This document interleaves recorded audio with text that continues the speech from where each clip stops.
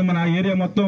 తప్పకుండా మన నియోజకవర్గ యువత అందరికీ కూడా ఉద్యోగ అవకాశాలు ఉండే పరిస్థితి ఉంటుందని, మీరు కూడా చదువుకోని వాళ్ళకు కూడా వాళ్ళ ఫ్యాక్టరీలో ఏవైతే స్కిల్ వాళ్ళు ఆల్రెడీ కూడా కంపెనీలో ఏమేమి పనులు ఉంటాయి వాళ్ళు ఆల్రెడీ ఒక షెడ్ వేసి మీ అందరికీ నేర్పించే పరిస్థితి ఉంటుంది. మీ అందరికీ కూడా ఉపాధి అవకాశాలు మెరుగ్గా ఉండే పరిస్థితి ఉంటుంది.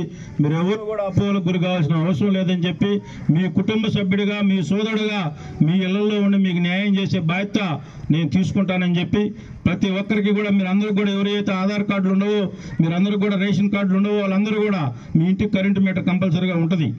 తప్పనిసరిగా ప్రతి ఇంటికి కరెంటు మీటర్, కరెంటు లేని ఇల్లే లేదు. ఎటువంటి ఏమైనా ఉంటే నా దృష్టికి తీసుకురండి. సంబంధిత అధికారులకు కూడా నేను చెప్తాను.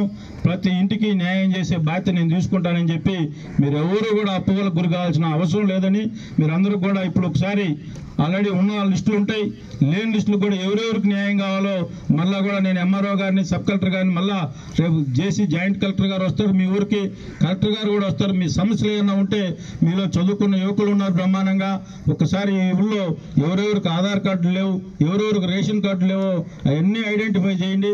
వాళ్ళందరికీ న్యాయం చేసే బాధ్యత మాదని చెప్పి, 18 సంవత్సరాలు దాటిన మీ ప్రతి కుటుంబానికి